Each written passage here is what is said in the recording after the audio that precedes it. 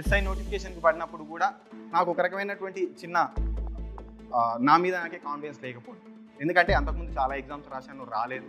ఒకసారి సక్సెస్ వచ్చింది, మళ్ళీ చాలా ఎగ్జామ్స్ ఫెయిల్ అయ్యాను. మళ్ళీ ఇంకా సక్సెస్ కోసం నేను బాగా ట్రైవ్ చేసినటువంటి టైంలో ప్రిలిమ్స్ అయితే ఏదో విధంగా క్లియర్ చేశాను, అయిపోయింది.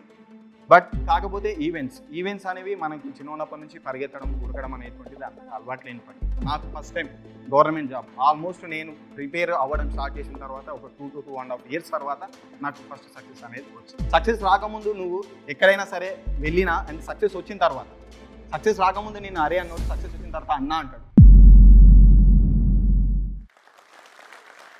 అందరిలాగా నాది కూడా ఒక మిడిల్ క్లాస్ స్టోరీ.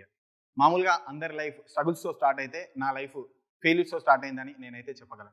మామూలుగా ఫెయిల్యూర్స్ అనేవి అందరి లైఫ్లో కామన్, బట్ నా లైఫ్లో మేజర్ రోల్ ప్లే చేసినాయని నేనైతే చెప్పగలను.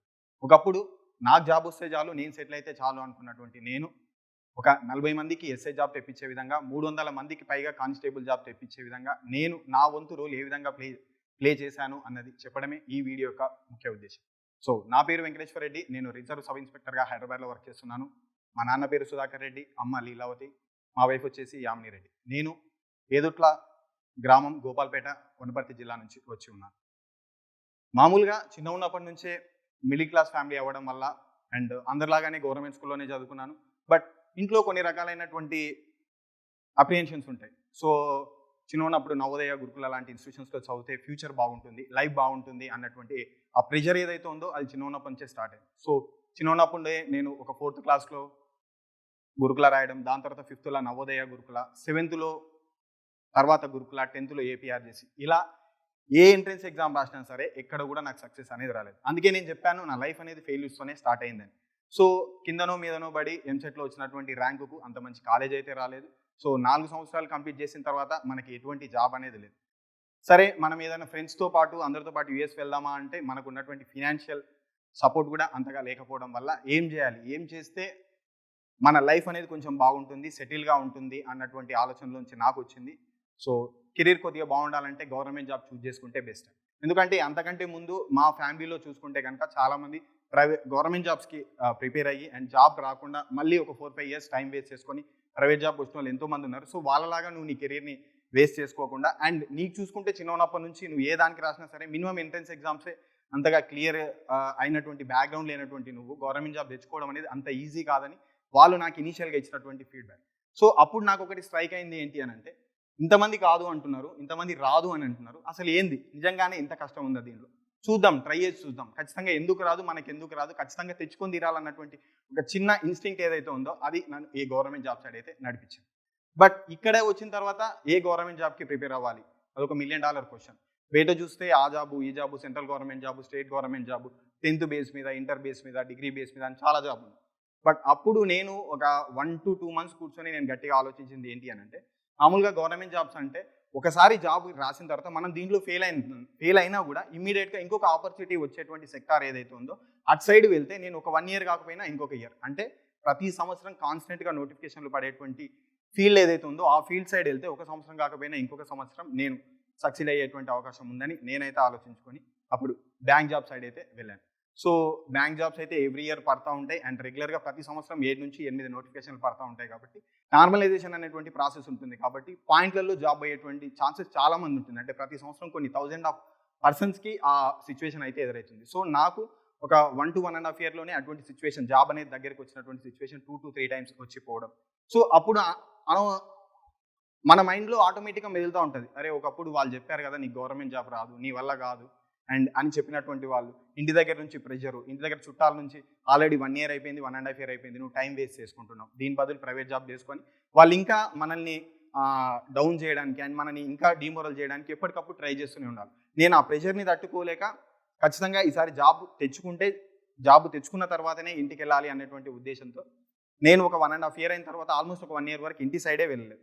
దాని తర్వాత కాకపోతే నాకు ఒక చిన్న హోప్ అయితే ఉండిండే, ఖచ్చితంగా ఏదో ఒక దగ్గర మనం మిస్టేక్ అయితే చేసినాం, ఆ మిస్టేక్ని మనం పట్టుకోగలిగితే మాత్రం ఖచ్చితంగా 100% జాబ్ అయితే వస్తుందని ఒకసారి నేను అంతకుముందు రాసినటువంటి ఒక 7-8 ఎగ్జామ్స్ ఏవైతే ఉన్నాయో వాటన్నిటిలో చేసినటువంటి మిస్టేక్స్ అన్ని ఒక పేపర్ మీద రాసుకోవడం అండ్ ఆ రాసుకున్న వాటిని తర్వాత ఒక్కొక్క ఎగ్జామ్కి రెక్టిఫై చేసుకుంటూ దాని తర్వాత కూడా ఇమ్మీడియట్గా జాబ్ వచ్చిందని అయితే నేను చెప్పలేదు. దాని తర్వాత కూడా మళ్ళీ 0 నుంచి స్టార్ట్ చేశాను. దాని తర్వాత స్ట్రగుల్స్ ఆల్మోస్ట్ ఒక మోర్ దెన్ 15 ఎగ్జామ్స్ రాసిన తర్వాతనే అండ్ చాలా మంది మన వాళ్ళు వింటారు మహమ్మద్ గజనీ కనుక ఏదైతే ఉన్నారో 17 టైమ్స్ ఇన్వైట్ చేసిన తర్వాత ఎట్లా సక్సీడ్ అయ్యిందో ఆల్మోస్ట్ నాది అలాంటి సిచ్యువేషన్ తర్వాత నాకు first time government job almost నేను ప్రిపేర్ అవ్వడం స్టార్ట్ చేసిన తర్వాత ఒక 2 to 2.5 years తర్వాత నాకు ఫస్ట్ సక్సెస్ అనేది వచ్చింది. అండ్ ఇక్కడ వచ్చిన తర్వాత వచ్చిన వెంటనే మన ఫ్యామిలీలో కానీ లేకపోతే బయట జనాల్లోకి వెళ్ళినప్పుడు కానీ ఒక రకమైనటువంటి రెస్పెక్ట్, అంతకుముందు జనాలు పిలిచినటువంటి విధానం కానీ ఇప్పుడు జనాలు పిలిచేటువంటి విధానం కానీ, అప్పుడు వాళ్ళు ట్రీట్ చేసినటువంటి విధానం ఇప్పుడు ట్రీట్ చేసినటువంటి విధానం చూసి సో ఎస్ దీంట్లో నేను ఇన్ని రోజులు పడ్డటువంటి ఎఫర్ట్ ఏదైతే ఉందో, నేను పడ్డటువంటి ఆ మానసిక వ్యధ ఏదైతే ఉందో దానికి దొరికింది, దానికి తగినంత గుర్తింపు దొరికింది. బట్ ఇది కాదు, దీనికంటే ఇంకొంచెం పెద్ద జాబ్లోకి వెళ్తే కనుక ఇంకా బాగుంటుంది అన్నటువంటి ఆలోచనతోటి దాని తర్వాత పెద్ద ఏవైతే ఉందో యూపీఎస్సీ రాయడం, ఎస్ఎస్సీ రాయడం, ఆర్బీఐకి ఎగ్జామ్స్ రాయడం అనేది మొదలుపెట్టాను. మామూలుగా అంటూ ఉంటారు ఒక జాబ్ వచ్చిన తర్వాత, ఒక సక్సెస్ వచ్చిన తర్వాత ఇమీడియట్గా నెక్స్ట్ సక్సెస్ వస్తుందని. సో అంత ఈజీగా నా విషయంలో అదైతే కాలేదు.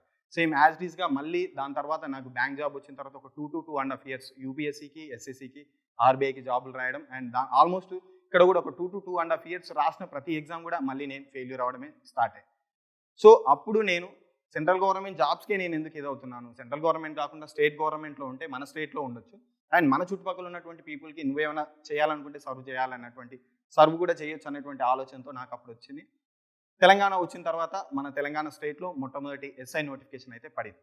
సో ఎస్ఐ నోటిఫికేషన్కి పడినప్పుడు కూడా నాకు ఒక రకమైనటువంటి చిన్న నా మీద నాకే కాన్ఫిడెన్స్ లేకపోవడం, ఎందుకంటే అంతకుముందు చాలా ఎగ్జామ్స్ రాశాను, రాలేదు, ఒకసారి సక్సెస్ వచ్చింది, మళ్ళీ చాలా ఎగ్జామ్స్ ఫెయిల్ అయ్యాను, మళ్ళీ ఇంకా సక్సెస్ కోసం నేను బాగా ట్రైవ్ చేసినటువంటి టైంలో అప్పుడు మా జోన్కి అంటే ఆల్మోస్ట్ ఒక జోన్లో 6 districts ఉంటాయి. ఆ జోన్ 6లో 50 నుంచి 60 పోస్టులు ఉన్నట్లు నాకు బాగా గుర్తు. సో అంటే ఒక్కొక్క డిస్ట్రిక్ట్కి యావరేజ్గా వేసుకుంటే 10 పోస్టుల కంటే ఎక్కువలేదు. సో మనం ఇంతకుముందు 100 పోస్టులు ఉన్నటువంటి నోటిఫికేషన్ రాసనే రాంది, ఇప్పుడు ఒక డిస్ట్రిక్ట్లో 10 అంటే కంప్లీట్ అయ్యి రాయగలుగుతామా అన్నటువంటి చిన్న సెల్ఫ్ డౌట్ అనేది ఉండిండే. బట్ కాకపోతే ఫ్రెండ్స్ లేకపోతే నాతో పాటు బ్యాంక్లో పనిచేసేటువంటి కొలీగ్స్ నాకు చెప్పింది ఏంటి అని అంటే, నువ్వు ఆల్రెడీ ఇన్ని రోజులు సెంట్రల్ గవర్నమెంట్ జాబ్స్కి ట్రై చేసావు కాబట్టి యాప్టిట్యూడ్ రీజనింగ్ మీద నీకు గ్రిప్ ఉంటుంది, సో నువ్వు ఎస్ఐకి ట్రై చేస్తే కనుక ఖచ్చితంగా నీకు జాబ్ వచ్చేటువంటి అవకాశం ఉందని వాళ్ళు ఇచ్చినటువంటి చిన్న మోటివేషన్ ద్వారా నేను ఎస్ఐ అయితే రాయడం జరిగింది. సో ఆ సంవత్సరం ఆ ప్యాటర్న్ అనేది చేంజ్ అయింది. అంతకుముందు ఉన్నటువంటి ప్యాటర్న్తో చేంజ్ చేస్తే ప్రిలిమ్స్, ఈవెంట్స్, దాని తర్వాత మెయిన్స్ అనేటువంటి ప్యాటర్న్ అయితే వచ్చింది. సో ప్రిలిమ్స్ అయితే ఏదో విధంగా క్లియర్ చేశాను, అయిపోయింది. బట్ కాకపోతే ఈవెంట్స్ అనేవి మనకు చిన్నప్పటి నుంచి పరిగెత్తడం, ఉరకడం అనేటువంటిది అంతగా అలవాటు లేని పని.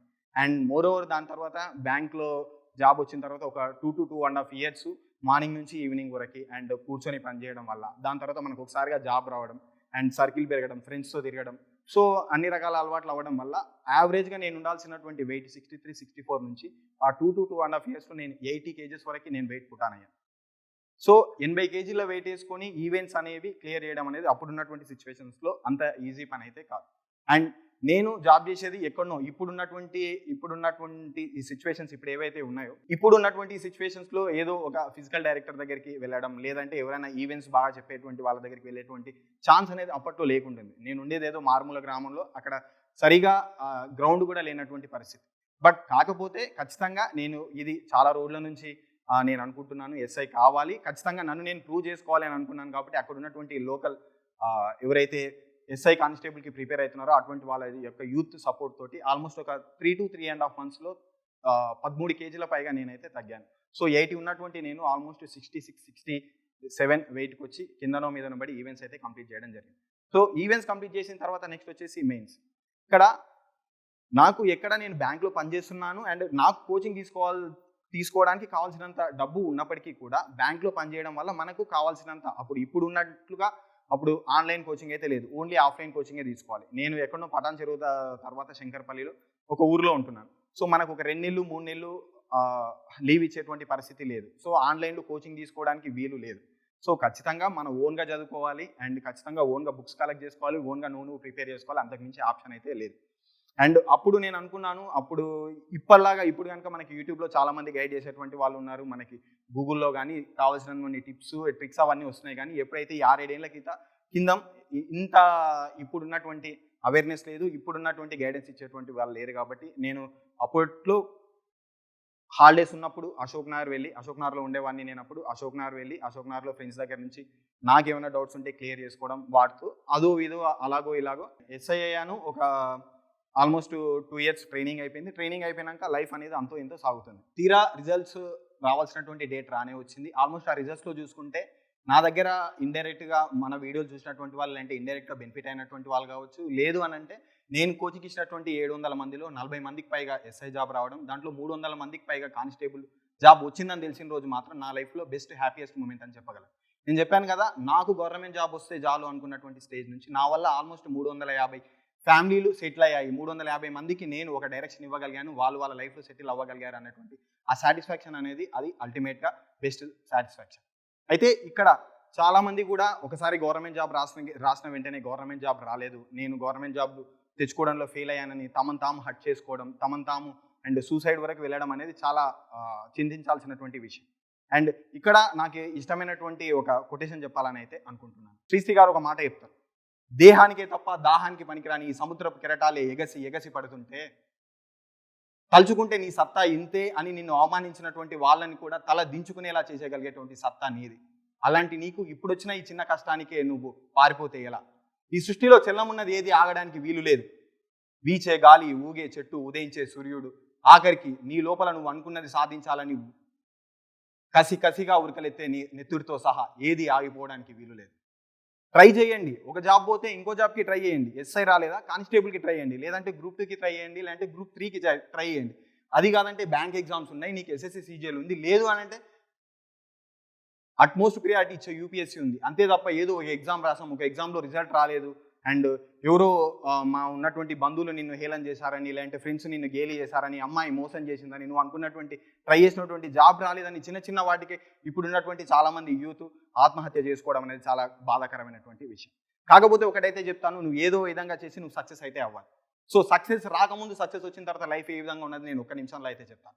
సక్సెస్ రాకముందు నువ్వు ఎక్కడైనా సరే వెళ్ళినా అండ్ సక్సెస్ వచ్చిన తర్వాత, సక్సెస్ రాకముందు నిన్ను అరే అన్నోడు సక్సెస్ వచ్చిన తర్వాత అన్న అంటాడు. సక్సెస్ రాకముందు నిన్ను ఒరే అన్నోడు పేరు పెట్టి పిలుస్తాడు. సక్సెస్ రాకముందు నువ్వు భగవద్గీత చెప్పిన సొల్లే అంటారు, బట్ సక్సెస్ వచ్చిన తర్వాత నువ్వు సొల్లు చెప్పిన భగవద్గీత అంటారు. నువ్వు చెప్పేటువంటి మాట సొల్లుగా మిగిలిపోవాలన్నా భగవద్గీతగా చరిత్రలో నిలిచిపోవాలన్నది నీ చేతిలోనే ఉంటుంది. ఇక్కడ నా దృష్టిలో సక్సెస్ అంటే నువ్వు ఏదో గవర్నమెంట్ జాబ్ తెచ్చుకోవడం అనేది ఒకటే నేనైతే అసలు చెప్పను. ఏదైనా సరే నీకు నచ్చినటువంటి పని చేయడం, నీకు అట్మోస్ట్ సాటిస్ఫాక్షన్ ఇచ్చేటువంటి పని ఇది చేయడం. నాకు గవర్నమెంట్ జాబ్ చేయడం నాకు అట్మోస్ట్ సాటిస్ఫాక్షన్ ఇచ్చేది. నువ్వు గవర్నమెంట్ జాబ్ లేకపోయినా పర్లేదు, నువ్వు ప్రైవేట్ జాబ్ చేసుకో, దానేం కాదని లేదు, లేదంటే ఒక బిజినెస్ చేసుకో, లేదంటే వ్యవసాయం చేసుకో, లేదంటే బఠానీల బిజినెస్ చేసుకో.